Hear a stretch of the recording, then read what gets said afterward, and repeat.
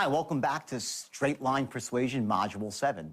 And here we're going to delve much deeper into the art of prospecting. And you're going to learn now how to apply tonality, a specific tonality, to each individual question. And based on the tonality, you'll get the actual intelligence that you're looking for.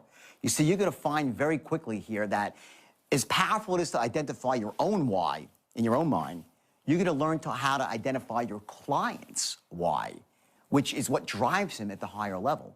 And that allows you, especially when it comes to those limiting buying beliefs, to take him to a place both emotionally and logically that will allow him to exceed that action threshold. Now, remember the art of prospecting here on this higher level? The most important thing is to write down, make up your own questions. I've given you sample scripts here with, most of the basic questions, but I want you to customize them precisely for your industry. And there's some that won't make sense for you. If you might be a stockbroker or an insurance salesperson, or maybe you're just an internet marketer. Whatever you are here, make sure that you identify what questions work for you and then apply a specific tonality to each question. The important ones, remember, that you care and that you're just like him. If you get those two things across as you're asking those questions, you will develop honest feedback, a dialogue that's honest, and will allow the person to open up because he knows that you're not just looking to sell him something, but you're helping him accomplish his goals, to identify his needs and help him get to that place quickly and elegantly. So again, as you watch this, take your notes and remember that everything you do at this point in time in prospecting, you're actually still closing. ABC, always be closing. We all know that acronym, and it's pretty funny sometimes, but in truth, it's exactly what you're doing. From that first moment you pick up that telephone, remember, enthusiastic, sharp as a tack, expert in your field, you're setting yourself up for a close. You're closing him at that moment to listen to you further. So now as you delve deeper into prospecting with specific questions that are targeted to gather intelligence and to identify needs, again, you're closing him on giving you that information. ABC, always be closing. And eventually, with these step-by-step strategies, as you go down the line, you'll actually be really closing the sale. But it starts here. So focus, watch closely, take your notes, and tomorrow you're going to use this stuff in your own life. See you soon.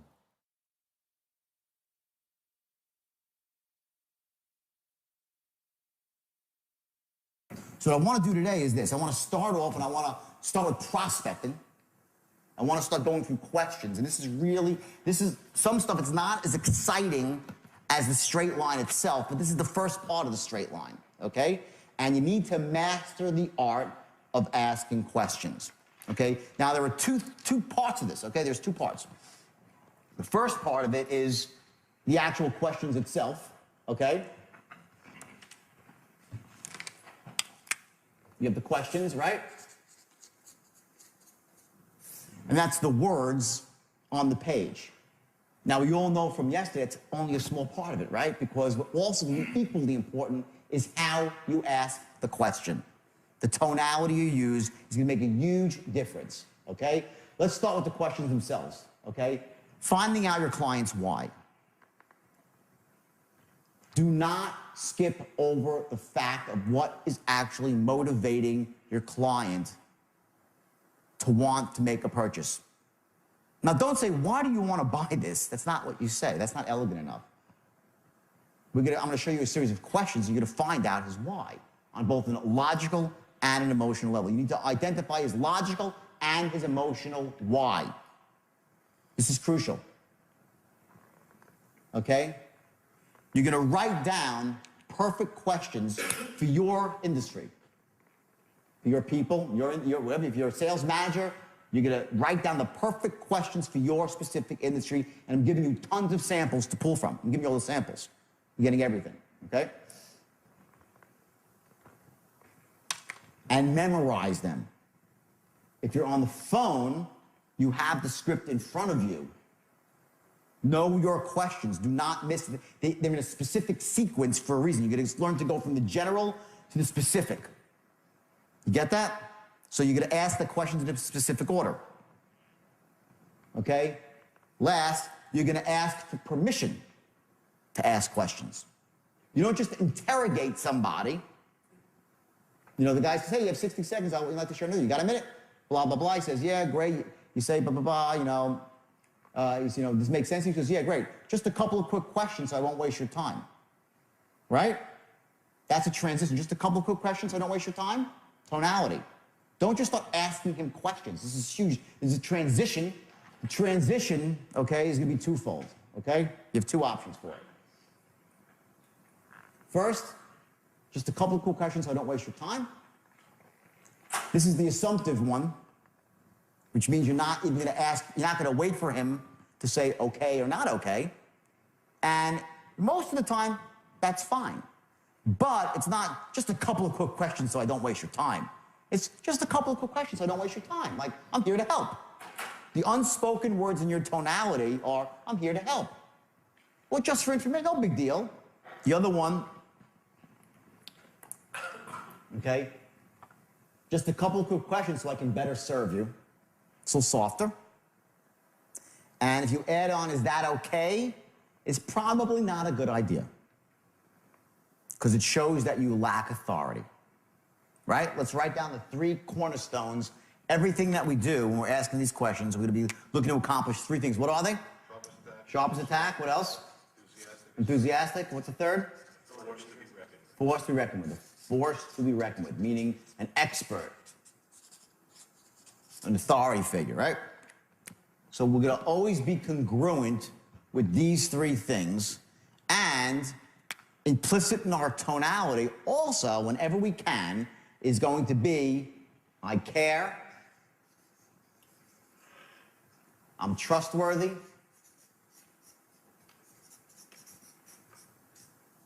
I have your best interest at heart,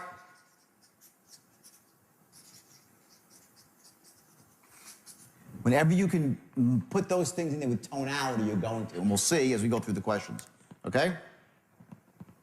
Okay? Start with big picture questions. Here they are, right? First, okay?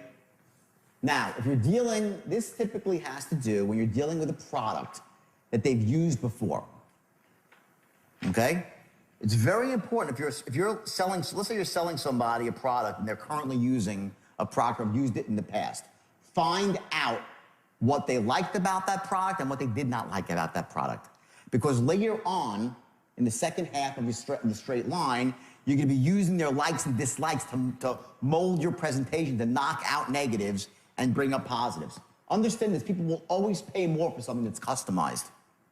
You get it? They pay more for customization. People love products that are just for them. Very important question to find out what they liked or didn't like about something. Next question, okay?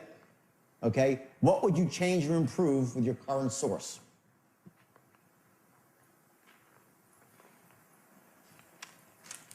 Now, again, this wouldn't, for someone that's doing loan model, credit repair, not going to really apply so much, this question. So again, you're going to choose the ones that suit your industry. But these are all the big picture questions, okay? Next. What's your biggest headache with?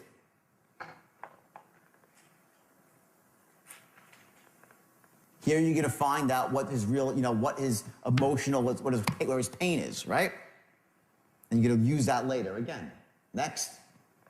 What's your ultimate objective? What are you trying to do? This is crucial in any business. If you're selling somebody credit repair or a loan model, whatever it might be, subscriptions, whatever it might be, doesn't matter, okay? You want to know what they're looking to accomplish here. Those 3 things, sharp as attack, enthusiastic as hell, a force to be reckoned with, it all rolls up into one thing, that you are a person that can do what? Who can do what? Help them achieve their goals. Right? Well, how can you do it if you don't know what their goal is? You need to know exactly what their what their outcome they're looking for is. Once you know their outcome, you can become this guy. Okay? Now, what you've told the guy before this point, what you've said to him by your tonality is that you're that guy. But you can't become that guy unless you know exactly what the guy is looking to accomplish, what his desired outcome is. And then you'll see later, as we start going through looping, when you're closing and looking to build into a 10, 10, 10, you're going to be putting in those bullets that specifically apply. Remember I said yesterday, you're going to start tailoring it down as you go further down the line. You're going to have specific bullets that fit that. So you're just for him. You're there to help him, okay? Next, okay? What would be your ideal program? crucial. And again, these big picture questions, they're specifically broad. You need to tailor these down to your industry. But you get in the picture on what's going on? This is how you gather intelligence. Now I'm going to show you some other questions that are very specific. Okay, next. Of all the factors, what's most important to you? Guys told you the whole story. What's the most important, number one thing you're looking to accomplish? Next. Okay, have I asked about every detail that's important to you? Now, I specifically never ask that question. I do not. It's up there because I want to give you everything that I know. Okay, everything that's out there. Some people like that. There are some successful salespeople. I don't like that question. Okay? But it's there. Okay, if you're in a specific industry or a specific sale that might go on longer, it's a decent question. For a quicker sale, 1-2 punch, it's not a great question. Okay? Okay? Now here's the goal here. Keeping your powder dry. What you have to do, okay, is once, as he's saying and relating his problem, what is making him feel out of control? What he has a goal. He's out of control right now, right? The urge you have is like, oh my God, I got the solution for that. Oh my God, I got the... Stop. Let him speak. Don't say, oh my God, my program's perfect for that. He says to you, well, you know, my president, oh geez, I could really help you out here. Big mistake. Do not allow the guy to have the benefit of your program yet. Do not tip your hand. Let him speak. It's your own insecurities, and it gets all of us. We all have it. I get it too on the phone. I just know to shut up. Don't start narrating his answers. Oh, it can really help you out in that one. Oh, great. Oh, we always deal with people like you. That comes later when he's ready to buy. What do you think? He's going to buy because you said that? No. All it's going to do is make him feel a little bit more relaxed, or this guy's so full of crap. You don't want the guy to feel so relaxed yet right now. You want him to really kind of feel his pain a little bit. Now, when I say feel his pain, okay, you know, there's two ways to do that. I'm not a big believer in, you know, make him feel so much pain to his action. Some of you weren't here. Like, there's two new faces here. I just want to explain something real quick. It's really important, okay? Is business with the action threshold, right? The action threshold, okay? What this is the point that he actually needs to get to buy. It's this point, and if he gets there and feels enough either pain or motivation, positive or negative, right? Either he's so pumped up and he loves it so much, he gets to this point and he buys, right? If he's below the action threshold, he will not buy. If he's above it, he's a buyer, right? The action threshold is made up of a couple of different things, okay? And one of them is his beliefs about buying.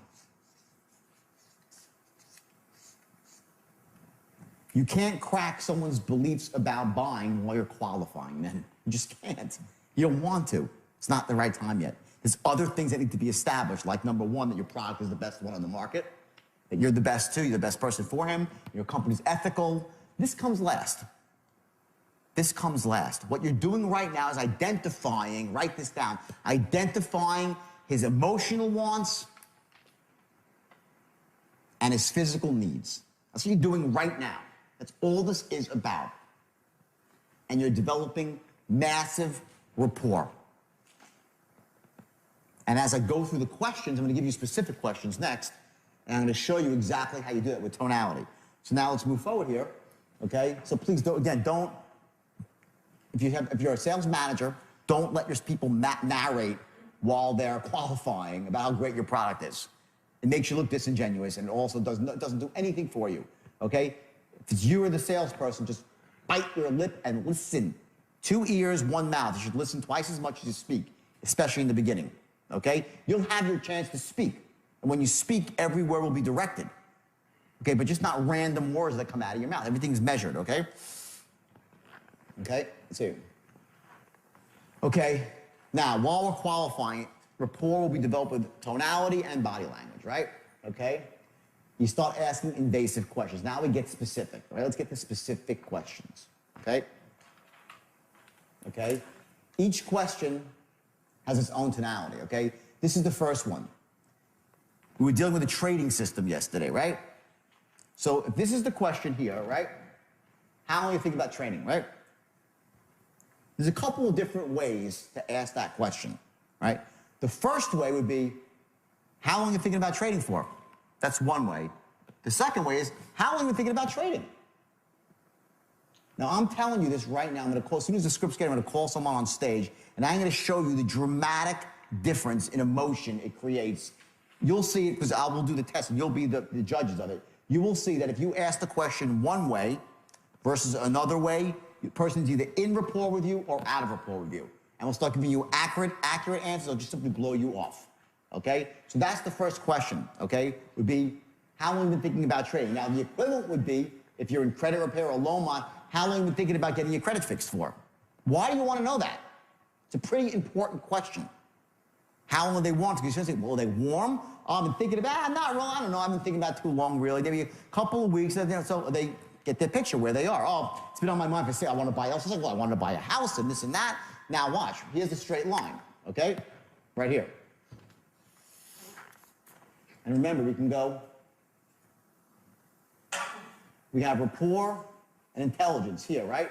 We do not want them going above and below these dotted lines. That's your safe zone where you're gathering rapport. So when you ask a question like that, you're hoping he's going to start telling you about his life.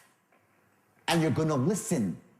And don't interrupt him. Do not start narrating. Oh, it's only that. Oh, yeah, great. Wow, interesting. Let him talk. Let the prospect talk. Most people don't ever get to be heard.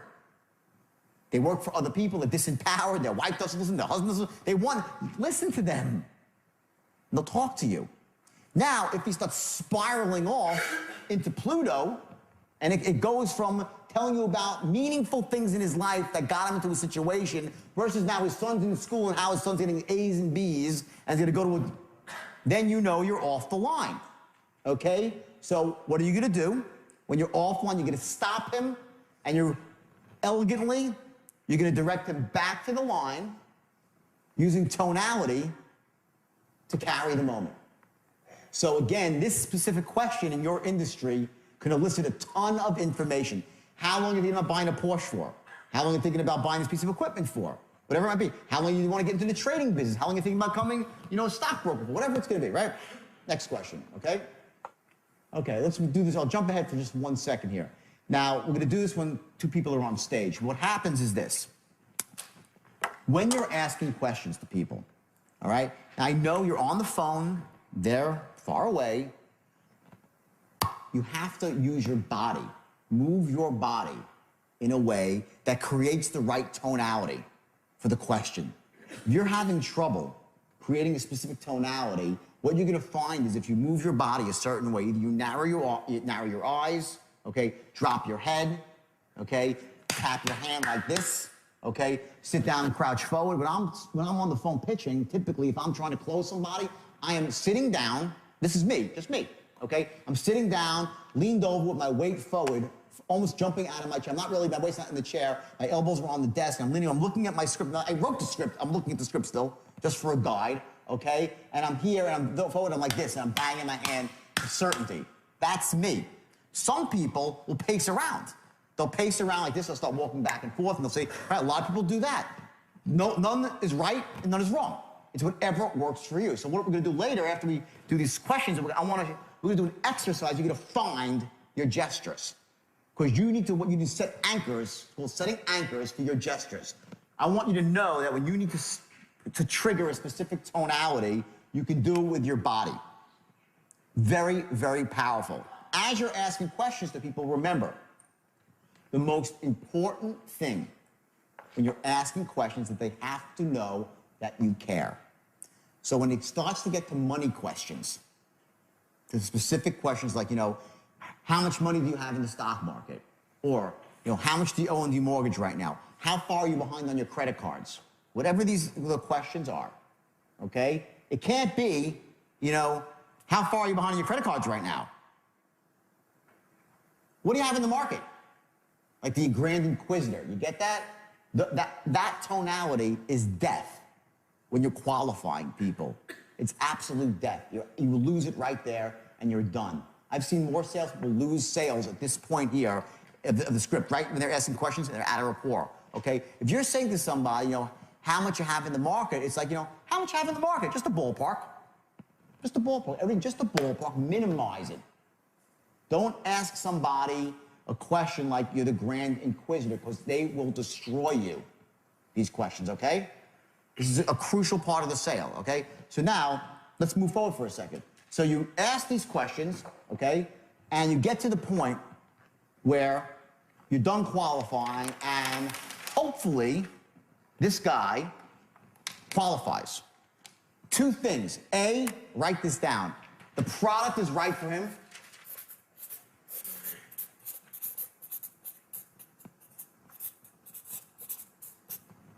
Number one.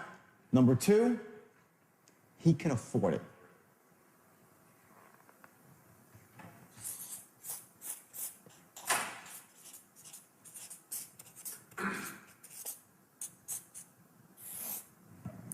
If the guy or girl cannot afford your product, do not pitch him. The biggest mistake of a salesperson is to pitch unqualified people. A, huge waste of time, and B, you get bad intelligence on how you're performing. You'll pitch 10 people without money, and you'll say, I can't sell. I'll tell you a story. I went to the United Kingdom on a speaking tour, right? And I'm a good closer. I close. When I go to I close people. I went to the United Kingdom, and I got into a couple of different rooms, and I couldn't close a door. I couldn't sell one person in the room. I found out after the fact that they were all unemployed. And no one had money. It was a promoter, was an idiot, okay? He put people in a room, it was free. I never do free speeches ever. I learned the lesson. But I sat there for that was a blip of 4 days, and I'm scratching. I'm going through my pitch. What's wrong with my pitch? I don't get this. I'm looking, my offer not good enough? Am I not getting enough values? My close weak? They didn't have money. So I'm banging my head against the wall. Get it? Qualify your people. Make sure your people that work for you too. Qualify people out in the beginning that do not have money. Do not try to take non-buyers and make them into buyers. Huge mistake, okay? Also, that the product is right for them, okay? Please, please, please, the ethics of it all.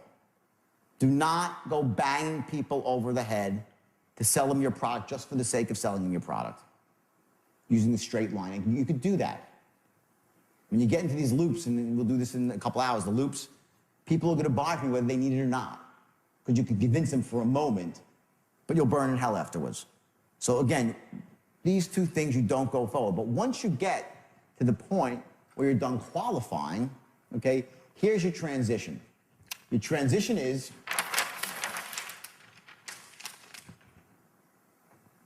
write this down. Well, based on everything you just told me, this program is a perfect fit for you. That's your transition. Based on everything you just told me, the program is a perfect fit for you. Where are you on the line?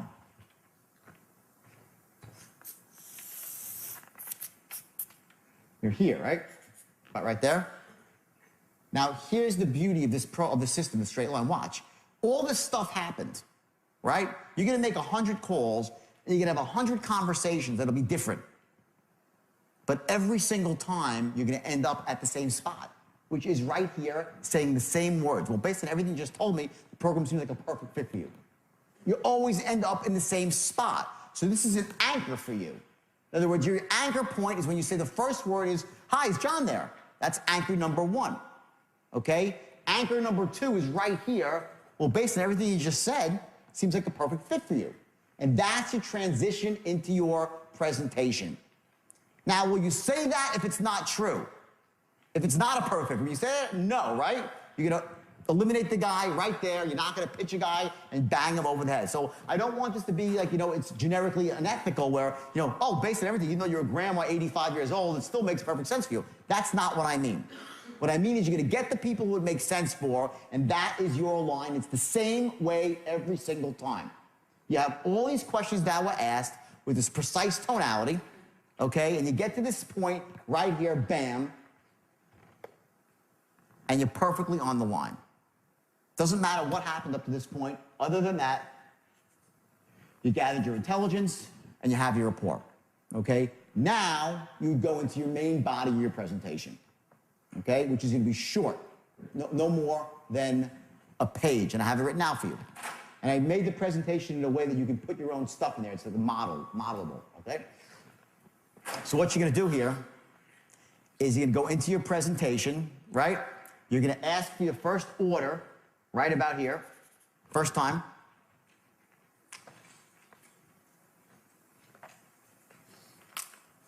And at this point, what are you waiting for here?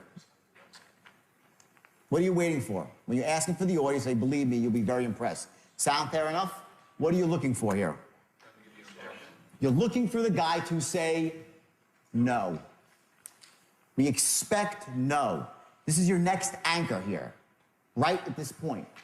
Your first no. You ever watch Law and Order? You know, like one of these TV Boston Legal, you know, they have this, and it's funny because they have this thing they do is like they'll be on trial, right? And the lawyers are, you know, in their chairs and the witnesses on the stand, their witness, right? And all of a sudden the DA will come up with some killer piece of information and the witness gets stumped, right? And the lawyers go, ah. And they just shake their head and the jury looks over at the lawyers and say, oh, we know it all along, and the lawyers gave away, right? They dropped their guard, they showed their face, and said, you keep a poker face, right? That's the exact opposite of what you do as a salesperson. You never, ever do the Law and Order head drop. Oh, my God. The guy said no. You get it? Whatever he says is exactly what was expected. It's always the expected response, okay? So when he says no, you perk up. You're expecting it. Okay? This is the key right here. Major anchor. The first no. From that point, you're going to run your first pattern. And this is going to be the pattern to establish this. Number one, that the product is the best thing since sliced bread. We'll get to this in a second. I'm just going to give you a quick run through the line. Okay? So what you're going to say to the guys, you gave him this presentation, right? And he says, let me think about it. So do you say to him, well, you know, why do you want to think about it? That's answering his objection directly, right? You do not want to do that. You're going to engage in a process called deflection. You're going to deflect his objection. In other words, put it off to the side. It's unimportant.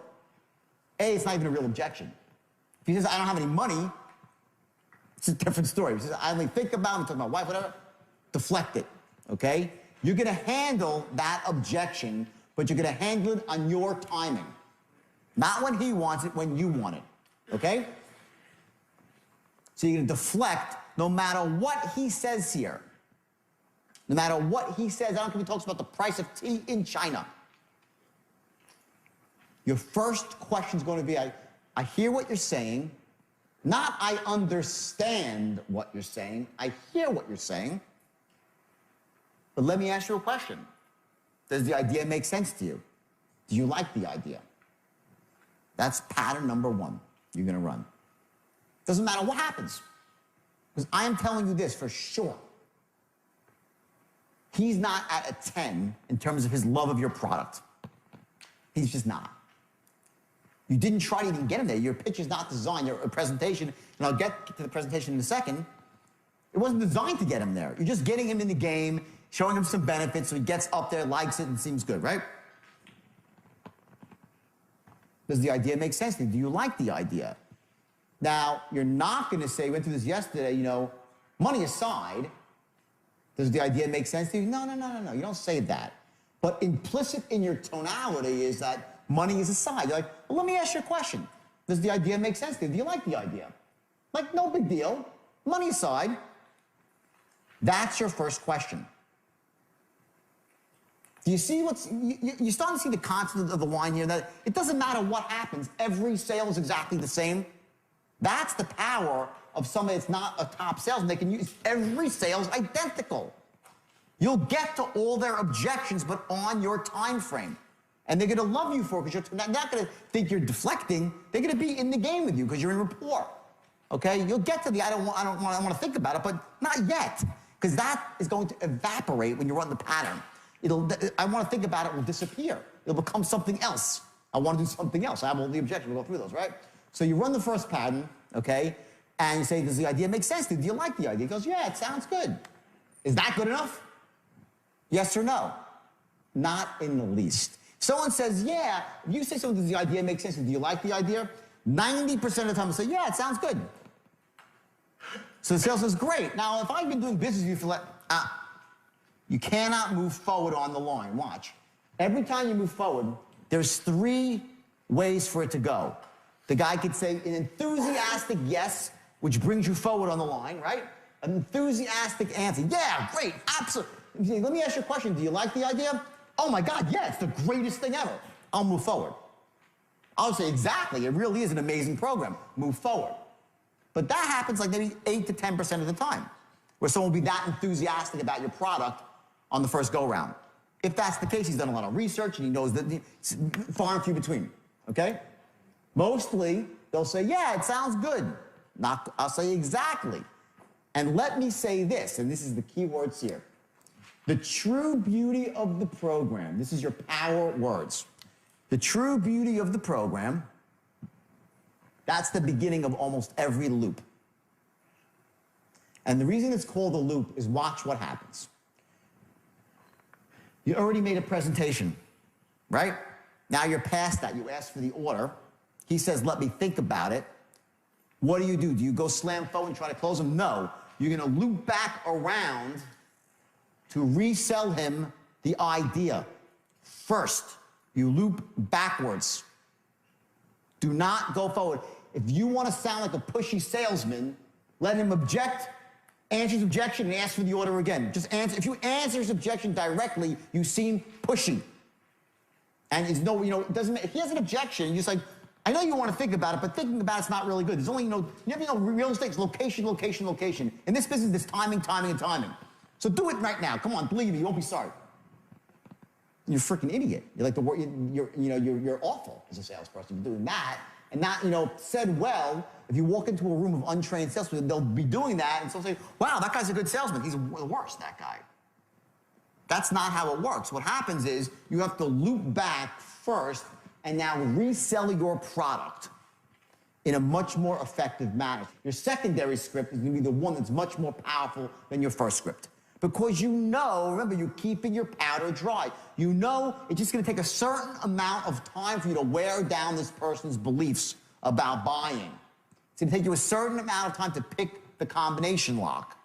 You can't pick it all at once, okay? So you keep your powder dry. You now put in some much more powerful benefits. So your secondary pitch is more bullet-oriented. One very powerful fact. And when you get to that, you say, you see what I'm saying? Does the idea make sense? Say, oh, no, yeah, great, I like it, it's great.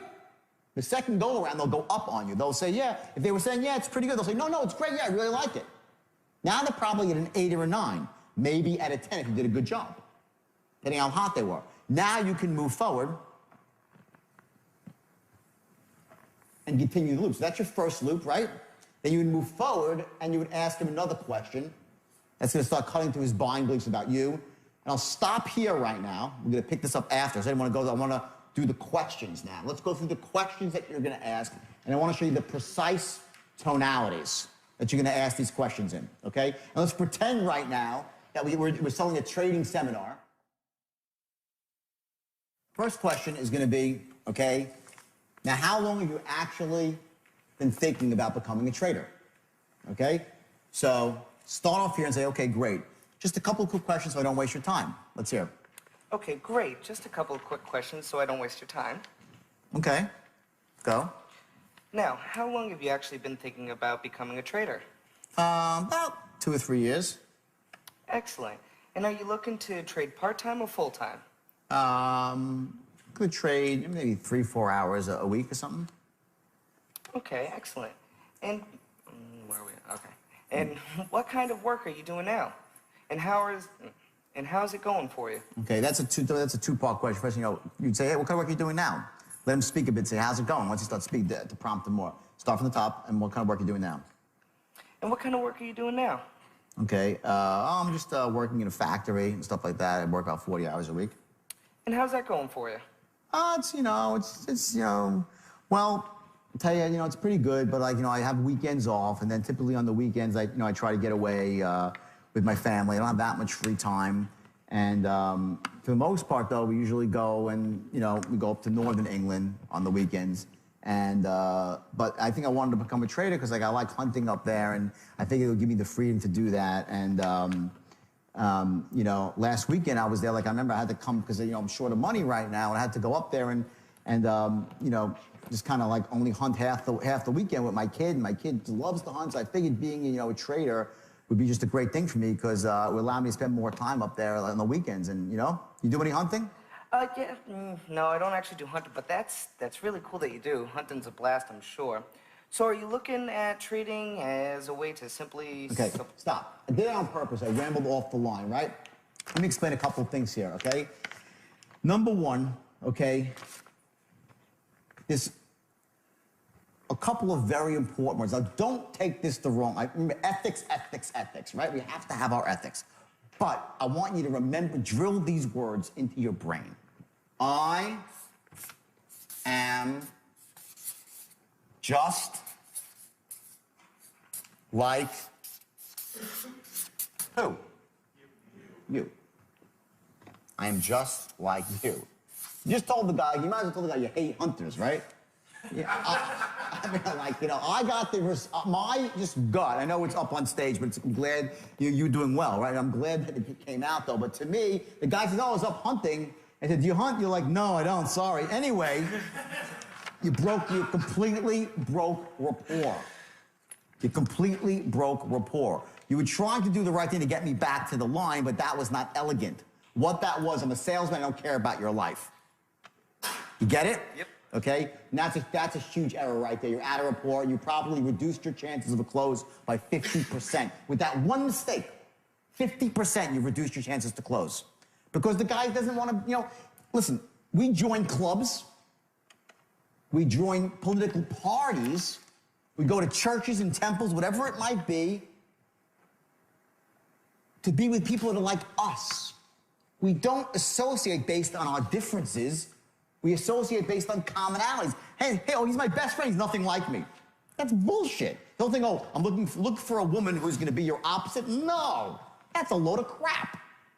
You want, so you can be an opposite. You want to be with someone who's like you. So I met this guy. He's rude. He's obnoxious. He's nothing like me. I want to be his best friend. No, we associate based on commonalities. We join religious organizations, go to country clubs, political clubs like, the Rotary Club. It's based on what we have in common. We want to be around people who we have things in common with. That's it. When someone says to you they're a hunter, I don't want you to stretch the truth, but let's say, have you ever been hunting? I'm sure you have, right? No. Never in your whole life. Okay, great. He's one. Fair enough. Okay? Fabulous. Great. Here's the response. You've done it. My God, I've never been hunting. I would love to go hunting one day. I'm sure it's unbelievable. Get it? It's all you had to say. Oh my God, that sounds amazing. It must be beautiful up there. Yeah, okay, great. Now, see, it's elegance. When I say interrupt him, you cannot bat him and go back to the line. That's a disaster. That's why it's so powerful to go through a script like this, And this is such a, again, okay, watch, very simple. If this is the straight line, okay, and this is your acceptable levels where you let the guy ramble on, right? And he starts to go up here, and I went off to the countryside. You let me speak, I spiraled, right? It can't just be, nah, I'm not interested in hunting, I go down to the line. You're done, okay? What it's gonna be, this is sort of the zone here. You're like, oh, wow, my God, I'm just like you. Or even better now, I wish I could be just like you.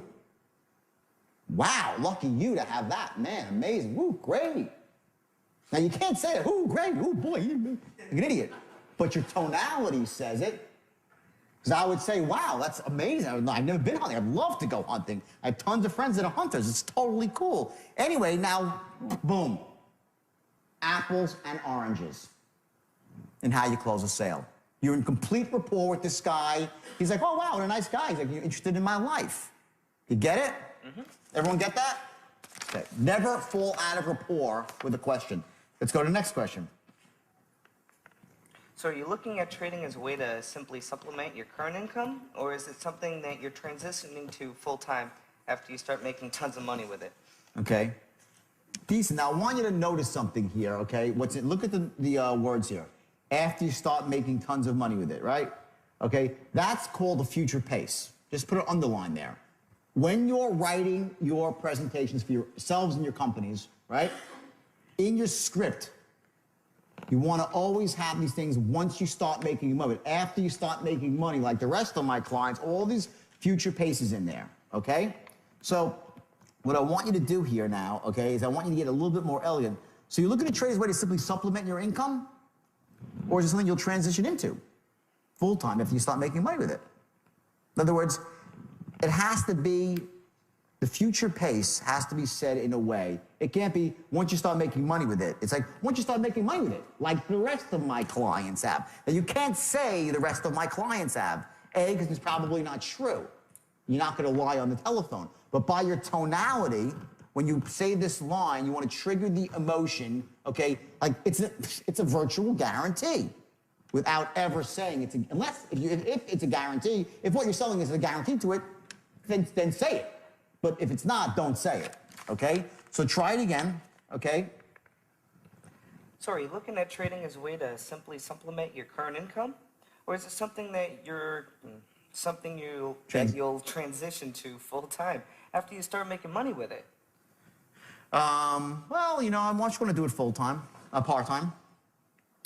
Are you currently invested in the market right now? Stop. Important point here, okay? Remember, now I know this is a little bit awkward right now, but remember I said in the beginning that I was looking to trade 4 hours a day? Okay, right?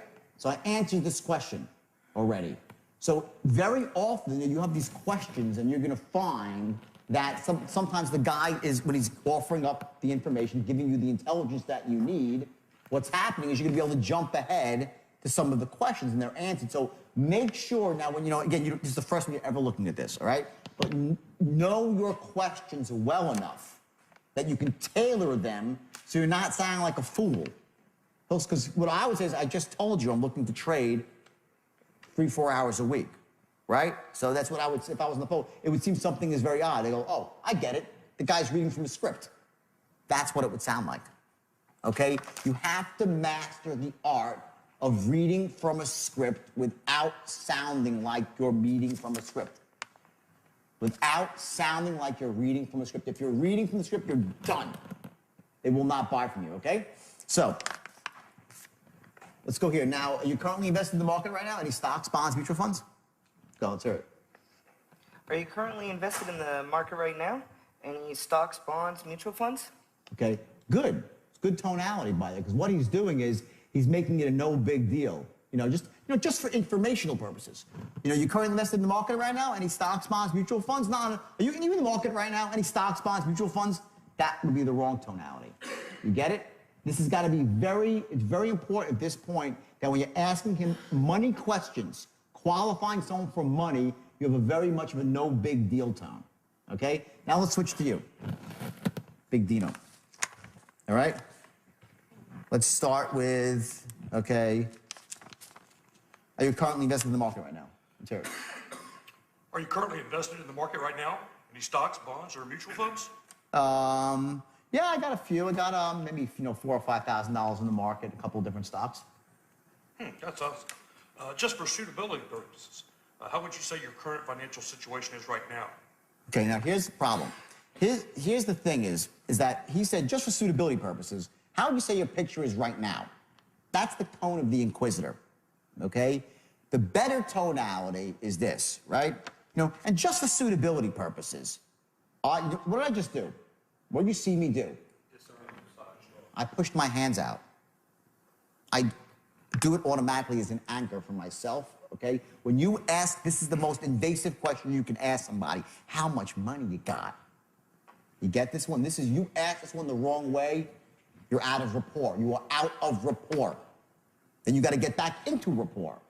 When you ask a question like this, it's, just for suitability. I hate to have to ask you this. It's just for for suitability purposes. No big deal. You know, how would you say your current financial situation is right now? I hate to ask you. Now, you're not going to say, I hate to ask you. You're like, just for suitability purposes, because I'm a nice guy, and I would never do anything that's unsuitable for you. That's the psychology that's going on right here. You must ask this question with the hands out, just for suitability purposes. Now, that's for me. Hey, it could be a different gesture for you, okay? So try it again now. Just for suitability purposes. Now, just for suitability purposes, how would you say your current financial situation is right now? Okay, keep going. Are you in good shape now, or are you struggling with it? Okay. Try to be a little bit more empathetic here. Watch the tone. Ready? Say what sounds better, everybody. Right? Watch. Okay, ready? Okay. Just for suitability purposes, you know, how would you say your current financial picture is right now? You in good shape or are you struggling a bit? Now, stop. Before you even go, when I said struggling a bit, what happened to what did you hear in my tone? A little empathy, right? I said you're struggling a bit. Not like you're struggling a bit, huh? You know, you're in good shape now or you're struggling a bit? And look at my face. My face I made my face look sadder. Are you struggling a bit? I'm pretending they're in front of me. If someone was in front of you, are you struggling a bit, huh? If they were face to face, would you smile? What would you say? What would you do? Show me what would you say if you're struggling? How would you do it? Show me. In front of me. If you tell me, are you struggling a bit? How would you do it? Are you struggling a bit? You see the face? Okay? Before, on the phone, you were like, are you struggling a bit? You didn't have the face because your face was not the right, your physiology was incorrect. You didn't create the correct tone out of it. They can see you despite the fact that you're on the phone. They have a mental image of you that they get from your tonality, and they're matching it. Listen, the brain is so powerful. They've seen 100 people ask questions or say things like that before, and they match up a tonality to what they've seen before. They create a pattern. They generalize. So if Dino's tone is wrong, they see a snickering guy. You know, if you say it to him and say, he doesn't feel bad for me. He doesn't what? Bingo. Huge thing. I care. In fact, this deserves its own sheet here. So far, in the last few seconds, we've seen two things that are hugely important. Number one, I am just like who? You. And I care. Do you say I can't write English? It's the craziest thing. I care. I can't, I'll say it again. I cannot overestimate the importance of establishing these two things while you're qualifying. They're going to make your job infinitely easier when you try to close this person in 3 more minutes. The effort you put into this part of your presentation, this precise tonality, so they get to understand you are not just sharp as a tack, enthusiastic as hell, and a force to be reckoned with. They want that guy or girl to be their guide, their mentor. They want that. But what they also want is to have somebody who's just like them and somebody who gives a shit. It's not just there to sell them something. Get it? I'm going to spend like an hour on this. This is just, you don't get this. This is it. I'm giving you the formula right now, right here. The looping is easy. It's mechanics. I'm going to show you the looping. 2 hours, you'll get 3 patterns, no big deal. This is the elegance. This is what creates a great salesperson. This creates someone that gets tons of referrals. I'm just like you, and I care, and I'm an expert. And I'm trustworthy. Get it? Qualifying is one thing, and there's qualifying, which is another thing. First day now, let's flash back. I showed you that chart. You see why I say the chart's ridiculous? Part of it's about rapport, part of it's identifying needs. What the hell is that? As you're identifying needs, you're developing rapport. There's no difference. When you're asking for, when he says no for the first time, you're still building rapport. You're still building rapport every step of the way, and you're still identifying needs as you're closing. There is no division. You're doing everything at every moment, you're identifying these, developing rapport, and closing every word that you say. All designed to get you to that one point. Doesn't matter. And these things here, this is where it's at. It's not in the hard-charging guy that you see on the phone pacing back and forth on TV. That's a load of crap. The salesperson is the ultimate wolf in sheep's clothing, but with ethics. So there's nothing wrong with it. Not a wolf in sheep's clothing in a bad way, okay, which I once was, but the right way. You come in there, you know you have the power. You got the power. You got the straight line. You're a master of tonality. You're a master of structure. You can loop and loop and loop until you pick the lock. You got it all. But you're unique as you freaking care. Bottled, you know the enthusiasm, bottled enthusiasm? It's here, right? It's not here and here and here. That loses its power really, really quickly with somebody. You might get some buyers that are like, if they're just like you might get that buyer. You're gonna cut out a whole element of emotional buyers that more than anything want to be understood, they want to be cared about, and they want to do business when they like. Imagine this is a pie chart. There's 100 buyers, right? And you're a great closer, but you lack the ability to create a certain emotion in a certain group of people. You lack one skill. So all that means is you're going to close a few less people. Your percentage goes down. That's the way it is. There's a reason why some people close at the highest level. It's because they don't lack the skill sets. It's skill.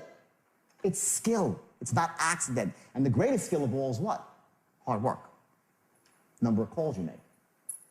But when it gets past that point, it's all about these nuances, the fine ones. And these two, I'm sticking on it for all. These two, when you're qualifying, and even when he's objecting, everything will always say, even when you're at odds with the guy, right? When I said, as I said yesterday, we'll go through this again later, I said, tell me you don't like my product, and I will respectfully argue with you why you're wrong. I'll educate you why you're wrong, right? While I'm educating you, I'm also going to be telling you these two things. They're not mutually exclusive. You never buck heads with somebody on the phone or in person trying to tell them they're wrong and you're right. It's not about that. You educate. Why? Because you care. And you know your product is the best and you know it's in their best interest. And that's when this tonality, we'll go through a different tonality later, where you're as smooth as silk and say, sir, please don't misconstrue my enthusiasm for pressure. It's a great line. It's the last thing I want to do. But let me say this. The true beauty of the program, and you're back in. You have all these loops, the true beauty of the program. You'll loop back in all the time, okay? And you're going to tailor it so you're just like him, okay? So now let's go back here. Everyone get that? That whole concept? Okay, so let's go now. And just for suitability purposes. And just for suitability purposes, how would you say your current financial situation is right now? Are you in good shape or possibly struggling a little bit? Much better. Excellent. Give me a round of applause. That was great. Well, things have been better. It's been a tough couple of years. I'm doing okay. Paying the bills. Jordan. Stop. Okay. Now, every time, listen to me, when he says something you have to respond back to me, okay? You have to mirror me, okay? So I said to you, I'm paying the bills, okay? Here is a time when matching and mirroring is crucial, okay? You talk about pacing and leading, right? Matching and mirroring, okay? I say to you, okay, how about this? 3 responses to this question. Let's go through the 3 responses. And this is going to go for all questions. So let's go through 3 responses. The question is, okay, are you struggling right now or do you have money, right? There's 3 things he could say. I'm doing great. Things are great. Things are so-so, okay, right? So-so. Or things suck. So, based on the response he gives us, what do we give him back? Well, we got to mirror him back. If he says things really suck, okay, great, perfect, a victim now. You're not going to come back. And as silly as that sounds, by the way, salespeople do it all the time. Because they're locked in, okay, great, they think, okay, great, like a robot, okay, great, okay, great. There's all these okay, greats that are here in the script, but they're reflection points for you to reflect back to the customer some emotion that matches his, or if you're pacing and looking to elevate him a bit, you use that to elevate his state. Everyone follow that concept? You elevate their state by your tonality, right? So these transition words you're mirroring back to the guy, they're there for a reason. So he says it sucks. Oh man, my finances are a suck. Okay, great then, perfect now. Great guy for credit repair, okay? If he says so-so, I'm doing okay. Okay, great, I'm glad you're not broke. No, you're not gonna say it either, right? You're gonna come back with sort of a so-so, okay, but a little bit above. Like, things could always be worse. So what are you trying to say? What are you trying to say there? Just like you. I care. In other words, if someone says to you things are if someone says to you things are not really good right now, okay? Now there's a sort of like the really fine line. What you don't want to do is say, listen, don't worry, I have the solution for you. Everything's going to be great. You don't want to do that. You want to keep him in this state, not to hurt him, but he needs to feel a little bit of pain right now to really open up to the benefits of what you have. You're doing him a disservice if you remove all the pain right away. And don't take that as the wrong way. You don't want to put people in pain. The problem is if you take him out of pain too quickly, he won't close. And they'll still be in pain an hour later and you've done the guy a disservice. So he has to feel some pain for you to do the right thing by him. It's tough love, okay? So you're not going to solve his problem while you're qualifying him. Get it? Fight the urge, okay? So the guy says to me, man, if it's not good, you know, I'm behind on my bills, about to get foreclosed on. Okay, great. I'm in loan mods. No, you don't have to say that, right? You'll say, oh man, that's just awful, awful. Well, you know, that kind of sounds a little bit disingenuous. So what you want to do is say, I totally understand. That's exactly why I called you. Tonality, I totally understand. And it's exactly, not I totally understand, I totally understand, that's exactly why I called you. It's exactly why I called you. Isn't this great? We made a match. That doesn't sound like you care. That sounds like you want money. I totally understand. That's exactly why I called you. How does that sound? I care. If the guy says things are going, well, you know, things are going so-so right now, okay? Okay, good. Doing better than a lot of people. Move on. One possibility. Okay, good. Okay, good. Good to know. Good, good, great. Little upbeat, not too much, a little bit above him, not too much. Say to the guy, how are things financially? Oh, doing great, awesome, perfect, great. Next, match the guy, boom, on. You alter your response to match his response. Qualifying does not occur in a vacuum. There's this zone here, right? It's like this little zone of tonality and rhythm and tempo, right? And the kill zone is like right here. That's your appropriate response, right? You're like, how do I remember all this? When you're unconsciously competent at something, you do this automatically. What you need to, we spoke about, you weren't here yesterday, we spoke about the different levels of learning, right? When you leave this room this afternoon, you're going to be consciously competent at using the straight line, which means you'll understand it. If you're focused on it, have it written down, you'll be able to do it, but you can't listen to anything else. I could do this while I'm tying my shoes, drinking coffee, right? I'm doing my whole life, right? You get there 2 or 3 weeks, just by repetition and learning, repetition and learning, repetition and learning. You just nail the grooves deeper and deeper into your brain by doing it. There's no way, you can't study it to perfect it. You gotta do it.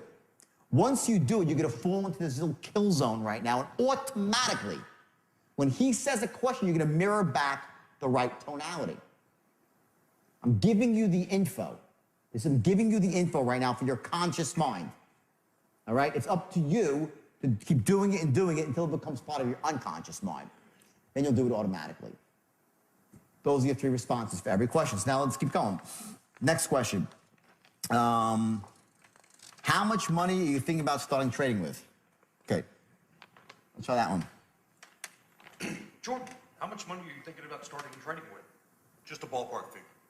Okay, good.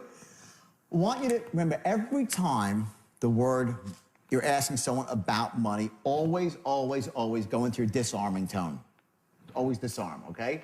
So just try to kick it up a notch. Sometimes, it seems like I'm exaggerating this stuff, and it seems silly and foolish, right? Exaggerate it a bit. But right now, exaggerate it right now in the room, and then back off and find your center afterwards. I don't want you to try to creep up to the right time. Let's overshoot your tonality for this. So I say, watch what I mean by that. I say, you know, how much money are you thinking about starting out with? Just a ballpark. Just a ballpark. Just a ballpark. Try that. Just a ballpark. Just a ballpark. Much better. Listen, is he going to buy because he says just a... No. Okay? But we're going to use the same tonality about 20 more times when he's closing. Because when you start asking people to make decisions, it's the disarming tone that you use. Just a ballpark. No big deal. Okay? Getting started is simple. Question of your names and basic information, and believe me, if you do even half as good as the rest of the people in this program, you're going to be very, very impressed. Sound fair enough? That's a tonal closing pattern, okay, which goes down to a very, very impressed. Sound fair enough? Reasonable man. Just two reasonable guys. All these tonalities are going to flow through to the script, okay? Let's go to the next one here. Okay, and this is the utter one, the most invasive question of all, is how much are you liquid for right now? And are you looking for that right now? Okay, great. Here, this is specific. Okay, now this is specific to the trading industry. So it might apply to your industry, it might not. But what this is really saying is not can you get your hands on the money, but you know, people say, yeah, I got $20,000, and then they're gonna go borrow from their grandma, okay? I don't know if that applies to your industry, but if it does, see, and here's the point, what I want you to learn from this, is when you go back to your job, and you're selling or you're managing other people, think through, you go find out what your outcome is before you start writing your qualifying questions. You got to understand what exactly you're looking to accomplish when you're qualifying, besides all the rapport stuff. I'm talking what you need, the info you need to know, right? In this particular industry, what they were finding is that people would say, oh yeah, I got money, and they'd say, okay, I got to go now find them. I got to borrow the money from my mom all the time. Like, I got to go raise it, I got to find it. That's what was going on. So you added a qualifying question on to the end. Let's just say you're in a specific situation, okay, when it's one of those things where 90% of the time, okay, they have to make the decision with their wife. I would qualify that out in the beginning if it was that sort of decision. Do you need to have someone, do you make this decision alone, or is there somebody else you need to make the decision with? If that's, you don't live in a vacuum. Find out what your core objections are and start qualifying out for them to save your salesman time, to save yourself time. Balance that, though, with not over-qualifying, so you're only looking for the perfect cherry pick. There's a zone in there that you have to be comfortable in. But if there's something that's really killing you every single sales, it always comes down to the same thing, okay, you try to qualify out for it. That's why we added in another question. You know, are you currently looking for the money? You got to raise it, okay? So let me hear that one. Let's find that. Are you liquid for it right now, or do you have to raise the money? Okay. Well, do you have to raise the money? Yeah. I'm on to your game. That's not quite the right tonality. But a good shot, though. So what is the right tonality, you know? Let's go through the right tonality. Would be more like, you know, you look for that right now, or do you have to raise the money? No big deal. You have to raise it. Just want to know. Interested? Like, I'm interested. No, tell me. You have to raise it. You know, because I can help you. Like, that's the tone. Like, you know, you have to raise it. Like, some of my clients do. Just be honest with me. Let's get on the same page, pal. You know. Casualness. We buy, all things being equal, we would buy from friends and family, right?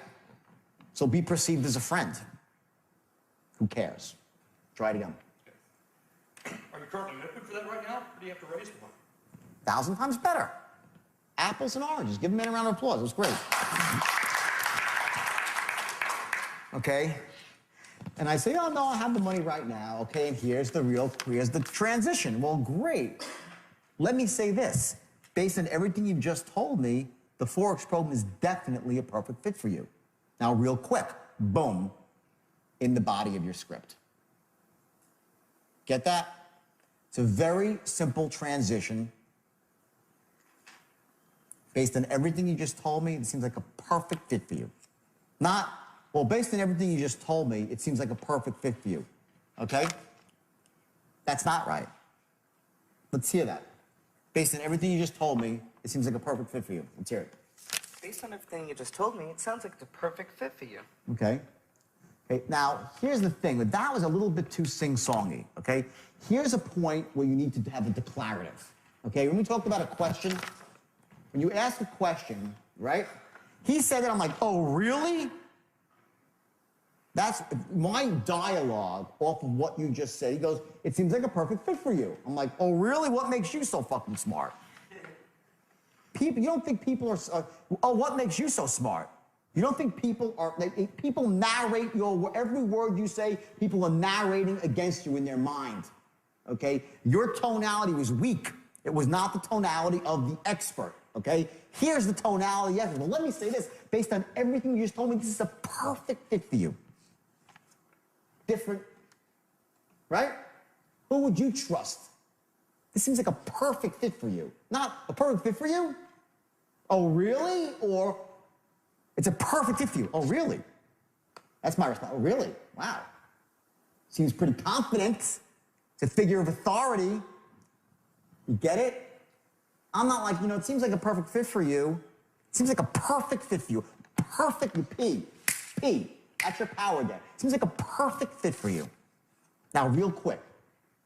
And when I say now real quick, I'm like, now real quick.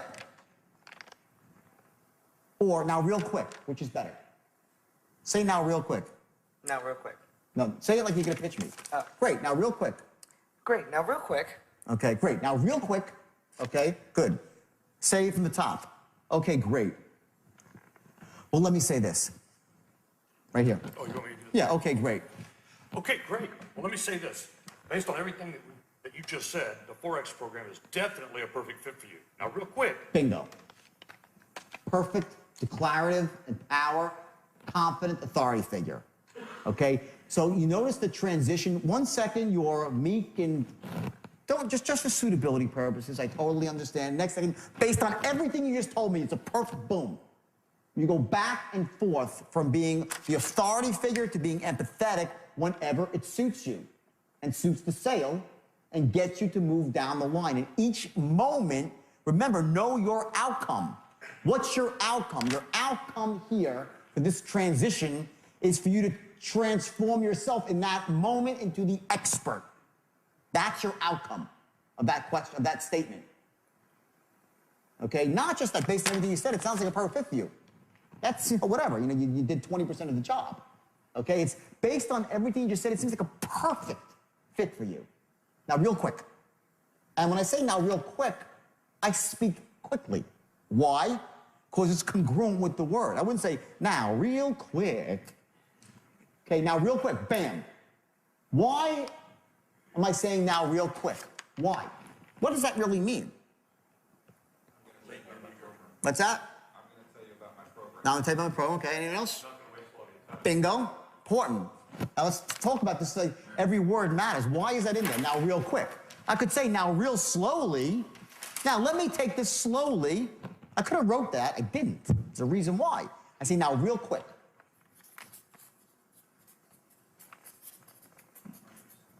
Okay, number one, he brought it up. Time is money, right? Whose time? His and damn straight. I'm a top producer. I'm going to talk about the lady of the car, the savage car saleswoman from BMW. This woman, when I walk in there, her time is money. She's going to sell me a car, make me feel great for 4 minutes, and I'm out the door with a car. If she said, oh, sit down, honey, have a coffee with me. I'm like, well, Nate is not selling too many cars these days now, is she? She's probably real desperate to sell me one.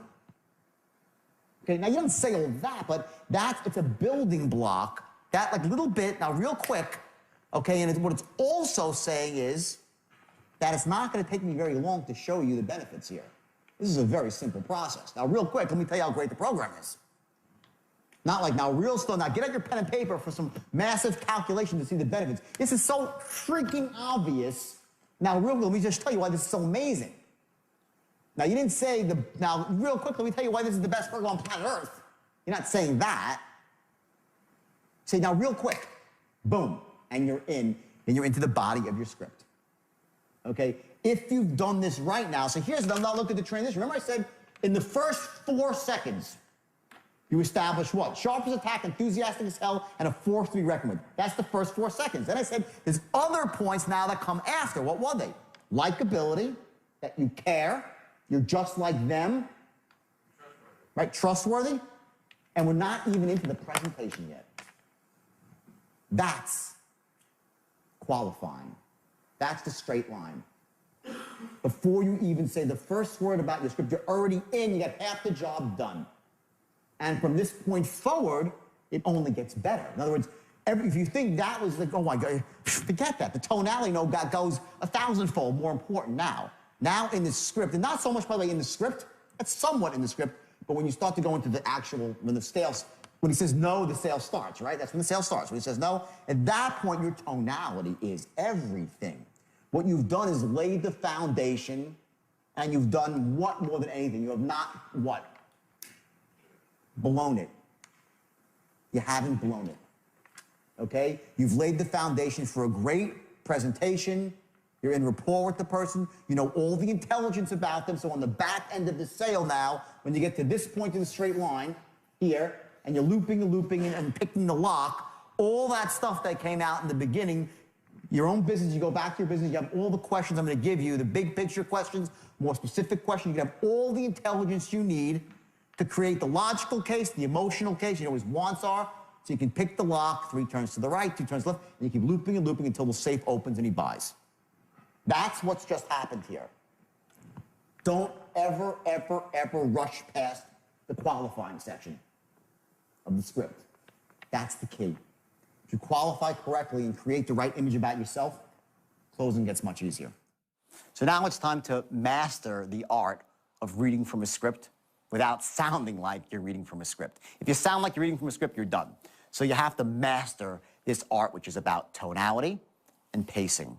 So you sound natural while you're getting across some very powerful unconscious triggers for your prospect to give you the information that you need and to maintain that tight lock on rapport so he knows that you care and he knows that you share commonalities. Remember that we don't join clubs, we don't become members of institutions that people are different from us, and we always gravitate towards people who are just like us. When your client feels that, not up here, but here, you have a very, very easy time of influencing him or her. Important here on the action side of the equation is that in order to get to that point where you don't sound like you're reading from a script, guess what it takes more than anything? It's practice. When they say repetition's the mother of all learning, mother of skill, it's true. And there's, some amount of time you have to dedicate with this to really getting to the point where you sound good. And I just say, you sound good. You sound natural, you sound effective, not like a salesperson. The last thing you want to sound as some guy who's selling Ginsu knives on TV, right? That's a different thing here. That's not what we're learning. We're learning elegance, we're learning class, we're learning how to influence and persuade without being some hard-selling influencer. And some of you might be, hard-selling types, and that's cool too. There's nothing wrong with that, but remember, you want to balance the hard selling out with integrity and making sure that you're selling something that they really need, not just for your own purposes to make a commission. And, I say that from experience because, I have used the straight line. Listen, it's so powerful and so effective that you can get people to buy things they shouldn't buy and to make decisions they shouldn't make. And if you use it for that, shame on you. You're taking something that's wonderful and beautiful and corrupting it. I made that mistake once in my life, and I promised myself that I would never make it again. So I want you to focus now. I want you to take 2 specific actions right now. One of them should be simply looking in the mirror and reading the script so it sounds natural. And the second is tomorrow when you go to your work or to your job, whatever it might be, I want you to use what you just learned at least twice. Not once, but twice. And I want you to make sure that you focus on the specific tonalities to move the sale forward along the straight line, to move the influence along the straight line, to move the negotiation along the straight line. Remember, on some level, everything in life is a negotiation. We all have different wants, we have different desires, but underneath that, we all share the same needs. So the idea is to figure out how someone really interprets those needs, how do they meet those needs, and you fill those needs elegantly and with class. And by the way, remember to write down your specific questions, the ones that are tailored precisely, specifically to your industry. Because ultimately, if you ask people the right questions, you get the right responses back, the intelligence that you need, and it makes it much, much easier to close on the back end. See you soon.